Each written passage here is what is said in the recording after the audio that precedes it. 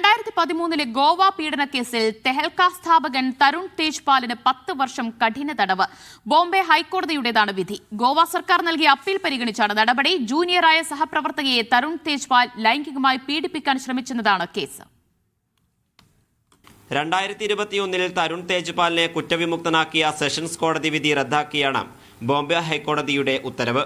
പ്രായം പരിഗണിച്ച് കുറ്റവിമുക്തനാക്കണമെന്ന തേജ്പാലിന്റെ വാദം കോടതി തള്ളി. അച്ഛന്റെ പ്രായമുള്ള ഒരാളുടെ ഭാഗത്തുനിന്നും ഉണ്ടാകാൻ പാടില്ലാത്ത കാര്യമെന്ന് നിരീക്ഷിച്ചാണ് കോടതി 10 വർഷം തടവ് ശിക്ഷ വിധിച്ചത്. കേസിൽ 10 ലക്ഷം രൂപയും പിഴ ചുമത്തിയിട്ടുണ്ട്. സംഭവത്തിന് ശേഷം തരുൺ സഹപ്രവർത്തകയ്ക്ക് അയച്ച മെയിലുകൾ കോടതി പരിശോധിച്ചു. ജസ്റ്റിസുമാരായ നീല ഗോഖലെ, അമിത് ജംസന്ദേക്കർ എന്നിവരടങ്ങിയ ബെഞ്ചാണ് വിധി പുറപ്പെടുവിച്ചത്. ഹൈക്കോടതി വിധിക്കെതിരെ സുപ്രീം കോടതിയെ സമീപിക്കാനാണ് തേജ്പാലിന്റെ നീക്കം. हमको कोई डाउट नहीं है. हम 13 साल से एक पॉलिटिकल वेंडारा के पीछे, तेहलका के काम की वजह से पीछे मेरे पीछे पड़े हुए हैं. 2013 ഗോവയിൽ നടന്ന തെഹൽക്ക തിങ്ക് ഫെസ്റ്റിവലിനിടയിലായിരുന്നു കേസിനാസ്പദമായ സംഭവം.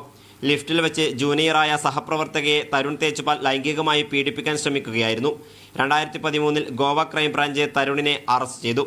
പിന്നീട് സുപ്രീം കോടതി ജാമ്യം നൽകിയിരുന്നു. മീഡിയ 1, ഡൽഹി.